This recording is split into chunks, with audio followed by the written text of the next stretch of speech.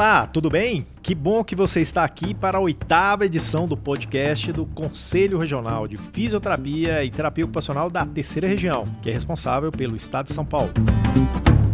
Eu sou Túlio Fonseca, gerente de comunicação aqui do Conselho. E eu sou a Mônica Farias, eu sou jornalista do CREFITO 3. Você está ouvindo Físio e TO em Movimento. Tudo o que rola na fisioterapia e na terapia ocupacional em um só podcast. Pois é, começando a edição dessa terça-feira, 2 de abril, vamos falar de um assunto que assusta, emociona, traz brilho nos olhos e, às vezes, provoca lágrimas amargas em fisioterapeutas e terapeutas ocupacionais. Vamos falar de empreendedorismo, gestão, relações com planos de saúde. Em suma, um pouco do que foi debatido no evento realizado no dia 27 de março e que inaugurou o Espaço do Profissional aqui na sede 2 do CREFITO 3, na capital. E no segundo bloco, um assunto sobre o qual o CREFITO 3 precisava se posicionar. E se posicionou. A criminalização da homofobia. Às vezes encrenca. Nós temos vítimas entre pacientes, vítimas entre fisioterapeutas, terapeutas ocupacionais. Mesmo entre os estudantes de fisioterapia e terapia ocupacional, existem vítimas dessa violência da homofobia. Preparados? Hora de ouvir a Gabi, que irá trazer pra gente o primeiro bloco do que foi notícia no resumo da semana.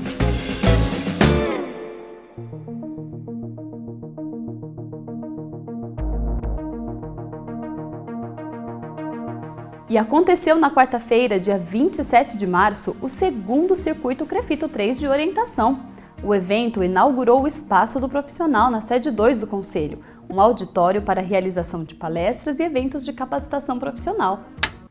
E o CREFITO 3 iniciou as atividades do Espaço do Profissional com um batismo de fogo, a segunda edição do Circuito CREFITO 3 de orientação, que falou sobre relacionamento dos profissionais com operadoras de plano de saúde e processos de negociação de contratos. É verdade, Túlio. O tema era uma demanda de 10 entre 10 profissionais de fisioterapia e de terapia ocupacional. Mas antes da gente entrar no tema do evento, vale falar um pouquinho sobre esse espaço que está fisicamente em São Paulo, na capital, mas que vai contar com uma agenda de atividades transmitidas pelo canal do CREFITO 3 no YouTube, não é isso? Olha, é o seguinte, a estratégia é abrir um espaço específico para o profissional e isso tem sido discutido já há algum tempo aqui na gestão do CREFITO 3. E qual que é o objetivo disso? Ampliar a agenda de atendimento e de relacionamento com o profissional. A gente já tem uma série de trabalhos e atividades que são feitos normalmente no CREFITO, seja no prédio 1, seja no prédio 2, seja nas subsedes. E a gente tem também uma série de atuações que são feitas na comunicação com os profissionais, seja através de e-mail, seja através de redes sociais, do site, revista, etc. Então, a gente tem captado com isso bastante demandas específicas e a necessidade que é relevante nesses canais, junto aos profissionais. E a abertura de um espaço, que seria o espaço do profissional, na sede 2, que fica aqui na Cincinato Braga, bem no início, é bem pertinho da outra sede, ela veio para resolver grande parte destes problemas.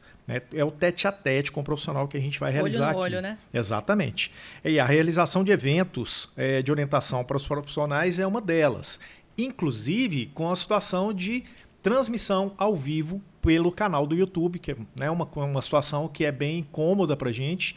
A gente já tem tecnologia o suficiente para isso e a gente consegue chegar nos profissionais de maneira mais dinâmica. E já para esse primeiro evento no Espaço do Profissional, o CREFITO trouxe a pauta saúde suplementar. E vieram conversar com os participantes alguns profissionais que são fera nesse assunto. Porque falar de relacionamento e negociação com planos de saúde é falar de gestão. É falar de indicadores, é falar de negociação e também é falar de qualidade, processos de qualidade. Gente da estatura de um Thiago Fukuda, um dos empresários mais bem-sucedidos da fisioterapia no Brasil. Também Augusto Cruz, que mostrou para o pessoal o que é e como fazer o marketing em saúde. A Daniela Kinoshita, que explicou o que a segurança do paciente e os programas de qualidade têm a ver com os processos de renegociação de contratos, conforme os critérios da ANS, a Agência Nacional de Saúde Suplementar, e também o Eduardo Costa, que é o presidente da seção São Paulo da ABEF, a Associação Brasileira de Fisioterapeutas Empresários. Enfim,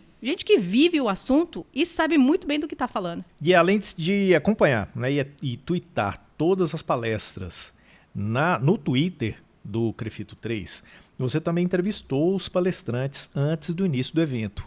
Vai outro spoiler agora, um spoiler para os nossos profissionais. Vem coisa boa aí, gente. O que você pode contar para a gente, Mônica, a respeito destas entrevistas? Sem muito mais spoiler. Eu vou dizer que o que ficou evidente dessas entrevistas, né? Eu fiz entrevista com os 4 palestrantes, foi constatar o quanto que os fisioterapeutas e os terapeutas ocupacionais ainda estão carentes de preparo para a gestão de um negócio próprio.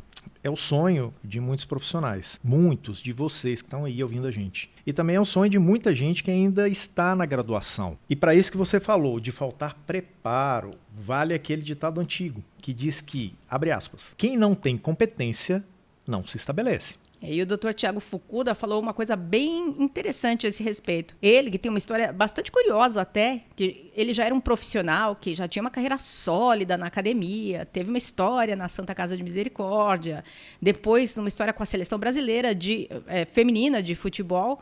Ele disse que foi mordido pelo bichinho do empreendedorismo. Legal, isso, legal. E ele disse que toda a vivência anterior dele, na academia, na Santa Casa, com a seleção brasileira feminina de futebol, tudo isso que ele passou fez ele se aproximar com muito cuidado dessa questão do empreendedorismo. Ele já sabia da importância que tem conhecer a gestão de negócios, de como os indicadores pautam o planejamento de um negócio, e isso, ele diz, ajudou muito ele ter esse conhecimento prévio. Ele não foi na louca empreender. Ele foi sabendo que ele tinha que se aproximar com muito cuidado. Por isso ele acredita que os fisioterapeutas, os terapeutas ocupacionais, precisam ter uma base sólida antes de se atirar na carreira de empresário. A mensagem final das minhas aulas de gestão é essa: invista no seu currículo, congressos, simpósios, seja uma referência já na tua área, pelo menos faça um bom trabalho, seja um bom profissional técnico, que em algum momento você vai achar algo que te motive para você empreender. Querer empreender é importante, mas num cenário em que uma porcentagem enorme de consultórios e clínicas precisam contar com a parceria de uma operadora de saúde, o mínimo que o fisioterapeuta ou o terapeuta ocupacional precisa fazer para não ser sugado pela máquina de poder das operadoras, e é inegável que as operadoras, são a parte mais forte deste relacionamento. Sempre, né? Sempre. O mínimo necessário para esses profissionais, é o desenvolvimento de competências gerenciais e conhecimentos para processos de negociação de contratos. Acho que todo mundo que está ouvindo concorda, né? Isso, na teoria, é o que todo mundo acha, não é isso mesmo. Só que na hora da prática não é bem assim. O Dr. Augusto Cruz, que tem uma experiência bem legal, bem rica com marketing de saúde, falou a respeito disso na palestra dele. E, gente, marketing em saúde, ou marketing no que for, não tem nada a ver com ficar fazendo postagem da sua clínica no Face, no Insta. Marketing não é isso, gente. Aliás, ajuda aqui a colega, que eu não sei explicar tão bem quanto você. Explica bem rápido, Túlio, o que é o marketing e por que o pessoal confunde as coisas. Teve gente aqui gente que veio para a palestra achando que o Dr. Augusto Cruz ia falar de publicidade. Pois é, eu vou fazer uma coisa diferente. Veja bem, na edição número 5 da revista, a gente tem uma matéria que fala sobre inbound marketing, ok? Então vou dar uma pincelada rápida. Marketing é uma ciência que está voltada especificamente para o cliente. Sem o seu cliente, o seu negócio não existe. Ponto, ok? Atender o cliente, suas demandas, seus desejos e necessidades, é isso que o marketing faz.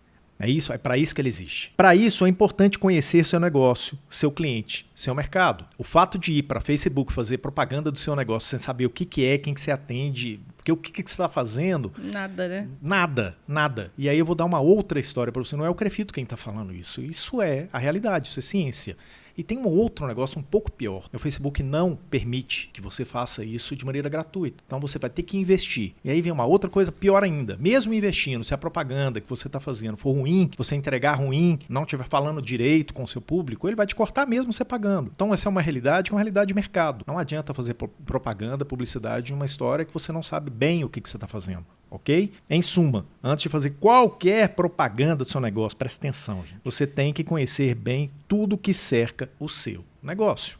E isso tem a ver com marketing. É por aí que a coisa funciona. Você vai entender todo esse processo antes. Isso é com papel, com ciência, com Excel, com coisas que a gente... É número, né? Número, exatamente. Então, passa a mão na revista do Crefito, a número 5 de dezembro, que está aí na sua casa desde dezembro, no máximo comecinho de janeiro. Página que tem na capa o maestro. Então, assim, a gente está com o maestro conduzindo uns bons caminhos das profissões. Vamos seguir. Página 52, 53, 54, 55, dá uma aula sobre embalde marketing. Aí a gente vai entender um pouco desse processo. Depois que você vê isso, você entra lá no nosso canal do YouTube e assiste as palestras desse segundo circuito de orientação. Né? Elas estão todas disponíveis lá, é para você que a gente faz isso. E aí a gente volta a falar sobre marketing. Sim, né? Porque aí, pelo que você falou, fica bem mais fácil entender por que o Dr. Augusto Cruz não falou sobre Facebook e Instagram, porque não tem nada a ver mesmo, né? Fica mais fácil de entender o que foi a palestra do Augusto Cruz sobre marketing em saúde e negociação estratégica. É isso aí. Hoje eu vim falar sobre a negociação estratégica que nós podemos apresentar não somente às operadoras de saúde, mas aos nossos contratantes com relação à apresentação desses resultados. Traçando indicadores de forma inteligente, apresentando escalas funcionais que eu possa agregar aos resultados clínicos do paciente, mas não de forma individual. Eu falo de um impacto clínico numa esfera um pouco maior, uma esfera macroscópica, com a junção de todos os resultados apresentados num determinado período, num determinado segmento, determinado movimento dentro da minha estratégia.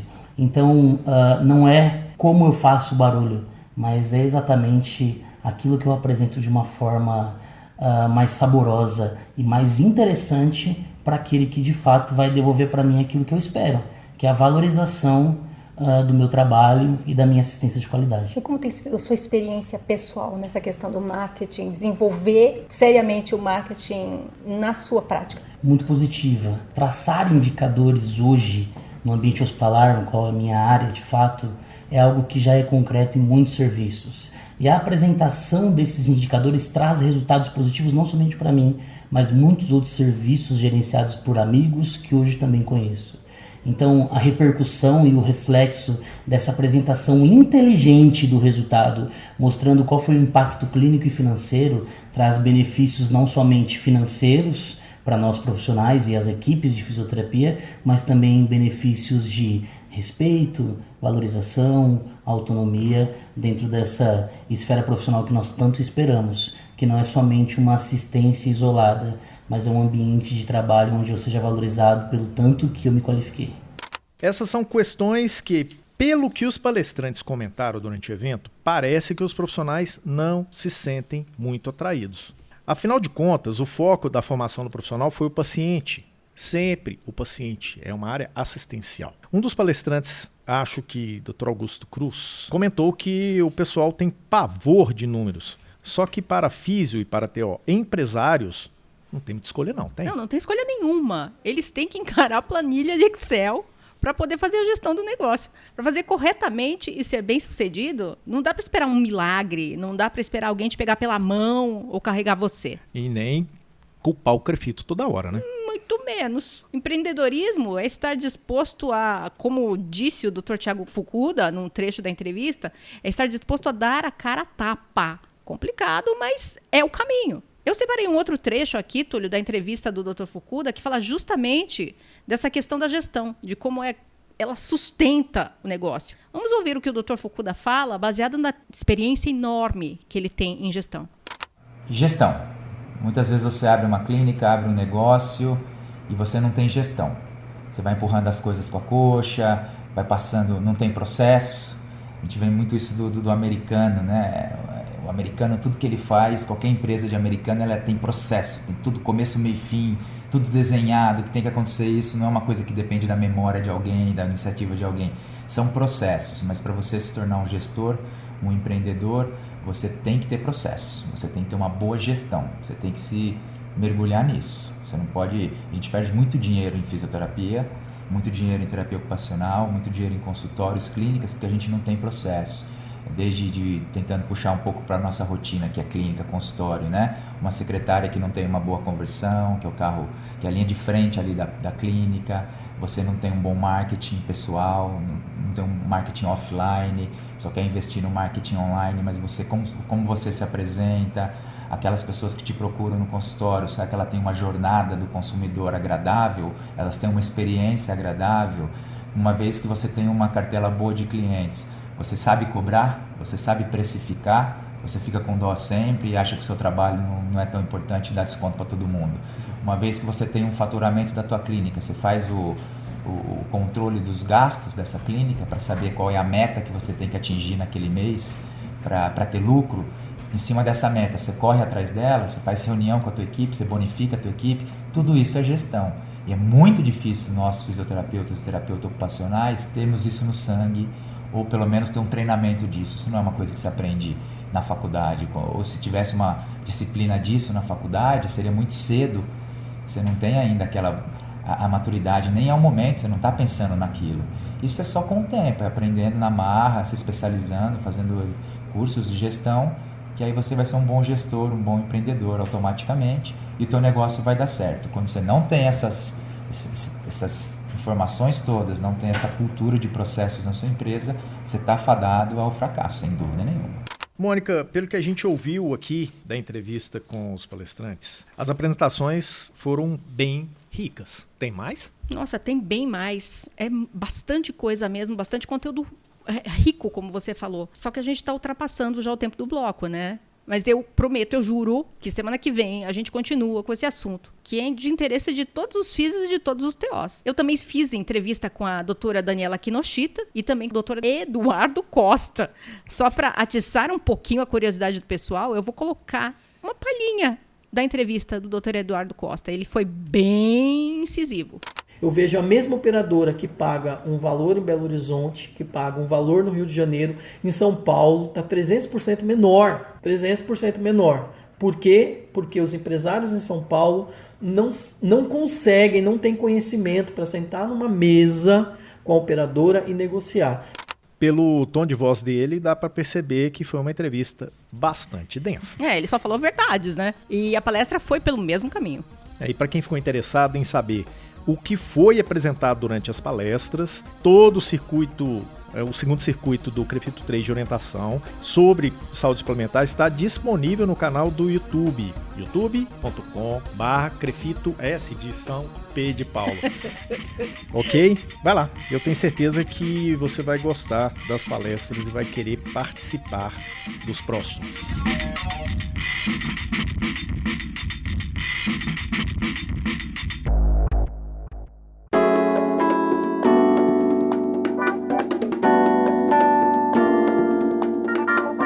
Você sabia que o Brasil é o país que mais mata LGBTs no mundo?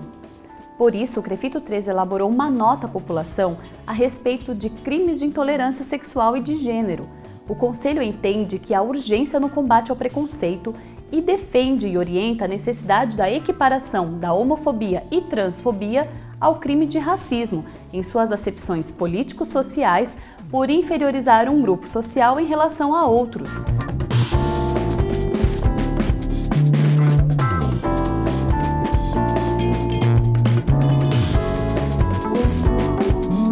O preconceito, de qualquer forma, seja ele racial, social e de gênero, se torna uma barreira ao desenvolvimento humano, tanto individual quanto coletivo.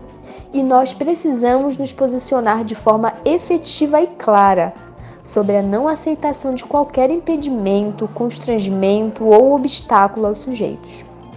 Parabenizo o posicionamento do Crefito 3.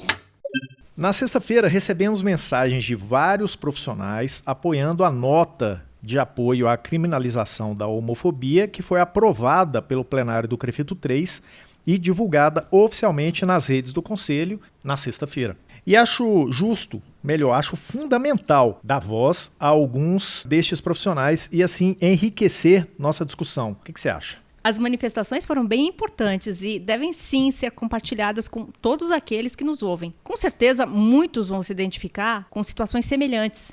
E isso vai comprovar a importância da decisão do Crefito 3 em se manifestar a favor da criminalização. Mas seria importante contextualizar rapidamente sobre o que estamos falando, né? O que significa criminalizar a homofobia? Olha, Mônica, em linhas gerais é o seguinte: condutas discriminatórias relativas à homofobia e à transfobia são os únicos casos em que o Congresso Nacional ainda não decidiu por punir, ok? E não estamos falando apenas de liberdade sexual, mas em defesa de direitos fundamentais da comunidade LGBTI, ressaltando a integridade física, psíquica e o direito de todos à vida. A manifestação do CREFITO 3 ocorre em um momento em que o Supremo Tribunal Federal debate o tema, provocado pela sociedade civil organizada. Mas o Conselho foi o único a fazer isso? Não. A Ordem dos Advogados do Brasil está nessa luta há um tempo já, inclusive com coleta de assinaturas e tudo mais. Recentemente, as OABs do Rio de Janeiro e do Distrito Federal se manifestaram favoravelmente ao projeto que está em discussão agora, né, no Supremo Tribunal Federal. E além da OAB, os conselhos de fiscalização, de psicologia, o de enfermagem, também já se manifestaram sobre o caso. É um sinal de que o tema afeta pacientes e profissionais. Nosso país é um país que mais mata homossexuais, transexuais, e muitas vezes o preconceito no nosso país ele existe e é velado, né? Através de falas de é a minha opinião, ou Deus, envolve Deus, coloca a religião, né? São preconceitos que geram mortes, né? Geram intolerância, gera marginalização, né? E gera um grande sofrimento nessa população. Essa população ela precisa de ter apoio, essa população precisa ter o direito de vivenciar e serem verdadeiras com elas mesmas, né? De se assumirem, de poder ser quem são, de ter, eles precisam ter os seus direitos garantidos e principalmente eles precisam poder viver, né? Sem sentir medo. Este depoimento alerta para um ponto muito relevante, o medo. E é um absurdo que em pleno século XXI ainda existam pessoas que tenham medo de existir, tenham medo de ser atacadas na rua por suas preferências, por suas escolhas. E para quem acha que é exagero, vamos a alguns números, né? Para ver se convence mais ainda o pessoal. Vamos lá. Dados da organização não governamental Transgender Europe, TGEU, apontaram que entre 2008 e 2014, mais de 600 pessoas transexuais foram mortas no Brasil. Nós vivemos num país considerado o mais homofóbico do mundo e também o mais transfóbico. Pesquisas apontaram que mais de 59% das denúncias são contra lesões corporais. 33% são contra maus tratos. Tentativas de homicídio totalizaram 3,1%, com 41 ocorrências, enquanto assassinatos contabilizaram 1,44% das denúncias, com 19 ocorrências. Isso fora um número desconhecido de quem não denuncia. CREFITO 3, gostaria de parabenizar vocês em relação à nota que acabou de sair em apoio à criminalização da homofobia. Eu acho de suma importância a gente se posicionar enquanto conselho, pois além de familiares e amigos, enfim, eu sou terapeuta ocupacional e convivi na faculdade com alguns colegas de profissão que são homossexuais e muitos deles passaram por situações bem constrangedoras devido ao preconceito de gênero. Então, eu acho que nós, terapeutas ocupacionais e fisioterapeutas, no geral, trabalhamos com populações vulneráveis, né? E a gente sabe que muitas dessas populações passam por preconceitos raciais, xenofóbicos, homofóbicos, dentre outros. Então, eu parabenizo o Conselho por tamanha coragem em se posicionar quanto a um tema que precisa ser discutido em sociedade e torço para que os terapeutas ocupacionais e fisioterapeutas apoiem essa luta. A criminalização da homofobia é essencial para que não somente numa esfera social, mas também dentro de um impacto que a categoria da fisioterapia e terapia ocupacional sofre por terem profissionais taxados de forma negativa, não por suas competências técnicas, científicas, mas por suas opções sexuais. Então, coibir, restringir por preconceito está totalmente em desacordo com o crescimento que essas profissões alcançaram e o respeito que esses profissionais merecem por quem eles são e não por aquilo que eles escolheram. Por isso que a criminalização da homofobia é essencial e o posicionamento do CREFITO 3, ao meu ver, está corretíssimo. 2 depoimentos de profissionais que revelam como a homofobia prejudica diretamente os fisioterapeutas e os terapeutas ocupacionais. Não dá mais para pensar aqui é um tema apenas de quem é homossexual. Não. Para, né, gente? Para com isso. A nota do CREFITO 3 lembra que muitos casos permanecem ocultados e que, infelizmente, é uma realidade de quem escolhe a fisioterapia e a terapia ocupacional como profissões. Eu achei extremamente importante e necessário sobre o posicionamento, do CREFITO 3, por meio de nota oficial, em relação ao repúdio contra toda e qualquer forma de opressão e exclusão social. Sabemos que em tempos de polarização política, histeria social e fanatismo de diversas origens, alguns profissionais podem negligenciar sobre o que nos propusemos de fato a contribuir para o mundo, que é a inclusão social. O papel central de um conselho de fiscalização é a defesa da sociedade, do paciente. O combate à exclusão social está diretamente relacionado à população. Envolver a sociedade no debate a respeito desses temas relacionados a ela própria, a sociedade, é sempre o melhor caminho. Eu sou terapeuta ocupacional e gostaria de parabenizar o CREFITO 3 pela corajosa e necessária nota de repúdio à homofobia. Como TO, eu acredito que seja impensável a gente não se envolver nessas pautas, visto que a gente aprende durante a graduação toda a potência e a grandeza que pode haver numa sociedade cada vez mais plural, que se respeita e cresce com as diferenças. Sinto muito orgulho de ver o nome da minha profissão ligado à construção de um pensamento cada vez mais crítico e reflexivo na nossa sociedade. É muito importante falar também da coragem e da iniciativa destes profissionais em enviar áudios para o podcast do CREFITO 3 com suas opiniões. Decidimos não identificar esses profissionais. Isso evita que eles sofram ataques virtuais e reais em suas vidas, porque, infelizmente, a intolerância anda alta e mostra suas garras em temas como este. Ameaçam quem tem opinião contrária, na tentativa de calar suas vozes por meio dessa violência. O ato discriminatório é um ato de exclusão. Somos profissionais formados para incluir. Então, vamos combinar? Vamos aceitar e agregar valor àquelas pessoas, independente do seu tom de pele, da sua preferência política, sexual. Vamos aproveitar o que elas têm de melhor. Agradecemos a todos os profissionais que se manifestaram de maneira civilizada nas redes sociais do Conselho, por e-mail e por áudio. E aí, o que a gente pede é que cada um de vocês faça chegar a todos os cantos a nota à população emitida pelo CREFITO 3. Entra lá no site, baixa o PDF que está indicado no final da matéria. Distribui pelo WhatsApp, distribui pelas redes sociais, distribui por e-mail, isso é bem importante.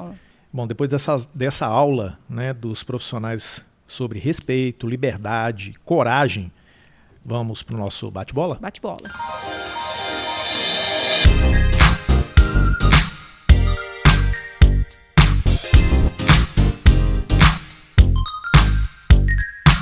Recomposição da frente parlamentar em defesa da reforma psiquiátrica avança.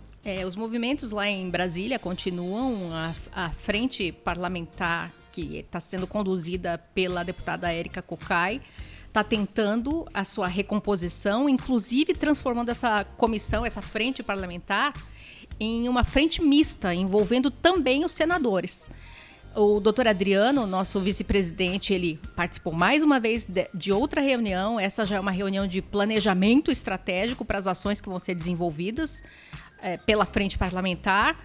E, se não me engano, já existe a previsão de relançamento dessa frente já no mês de abril. Ainda não tem uma data definida, ainda tem que se saber da agenda do Congresso, agenda da Câmara, agenda do Senado, para colocar uma data de lançamento nessa frente, mas ela está avançando. Os movimentos contra a nota técnica 11 do Ministério da Saúde continuam. E é interessante, a gente já falou sobre isso, quando o doutor Adriano envia também para a senadora Mara Gabrilli um convite para que participe dessa discussão. E a gente até alertou, quem estiver pensando, né, que Mara não tem nada a ver com isso e tal, a gente fez toda uma explicação em relação a isso e a gente comprova hoje como foi importante essa ação do vice-presidente. Sim, ele já se antecipou, né? Exatamente. Ele se antecipou. E aí a deputada hoje já faz essa sinalização para que a gente consiga fazer uma frente mista, que isso amplie muito a discussão, essa é a ideia. Então a gente estava no caminho certo. Sim. Hospitalar 2019 contará com a participação e programação científica do CREFITO 3. A Hospitalar reparte a parte. Primeiro, todo mundo que quiser entrar no Hospitalar, que for lá no dia, vai pagar um X, que deve ser, sei lá... Ano passado foi R$50. Acredito que deva se repetir. Mas eu vou querer entrar, vou pagar para ir no evento? A ideia deles é antecipar toda a parte de inscrição. Para que isso? Evita fila, evita constrangimento, evita demora, o atendimento melhora. Então entra no site lá do Hospitalar agora, faz a sua inscrição, resolve. Aí com isso, com essa antecipação, você vai pagar nada. É de graça. Então tem uma história que assim, o CREFITO também vai fazer. A gente vai estar com um stand lá dentro e a gente vai participar também de um simpósio dentro do Hospitalar. Para as duas coisas, você já precisa estar registrado dentro da feira. Ou seja, faça o cadastro agora, a gente resolve isso sem nada, você não vai gastar nada com isso, e aí você vai poder participar dessas duas ações. E tudo na faixa. Tudo na faixa. Óbvio que para o simpósio a quantidade de lugares é reduzida. Mas não preocupa não, porque a gente ainda vai falar sobre isso, a gente ainda vai abrir as inscrições, então você vai ser bem avisado. Se você segue o CREFITO nas redes, fica de olho nas matérias no site, fica de olho que as coisas vão chegar em você vai saber. Quando é o Hospitalar? Ela acontece agora em maio. Trabalho do Departamento de Fiscalização do CREFITO 3 segue a todo vapor. Em 2018, números da fiscalização superaram 5.500 fiscalizações em 392 municípios do estado de São Paulo. No total, a fiscalização percorreu 148.019 quilômetros durante essas atividades. São sinais de que o departamento tem trabalhado bastante e que tem realmente feito um dos principais pilares do Conselho, que é justamente a fiscalização, que é importante que a gente sempre desenhe. Ela está na defesa da sociedade. É para isso. Exatamente. Garantir que a sociedade tenha a melhor assistência de físio e TO possível.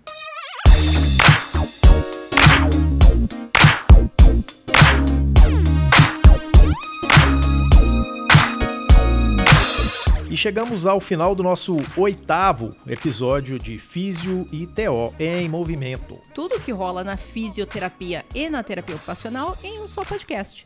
Eu sou Túlio Fonseca, gerente de comunicação do CREFITO 3. E eu sou a Mônica Farias, jornalista do CREFITO 3. As notícias que a gente ouve aqui são dadas pela Gabi Moreto, que é a jornalista daqui do Conselho, que é responsável pelo resumo da semana. A produção de áudio é do editor de vídeo do CREFITO 3, Rodrigo Cavalheiro. E para quem não sabe ainda, o CREFITO 3 está no Facebook, no Instagram, YouTube, Twitter, SoundCloud e Spotify. E quem quiser entrar em contato com a comunicação, com o jornalismo do CREFITO 3, basta enviar um e-mail para imprensa@crefito3.org.br. A gente agradece a todos os profissionais que nos enviaram mensagens com opiniões a respeito dos temas, né, colocados nessa edição, e desejo a todos uma ótima semana. Até terça que vem.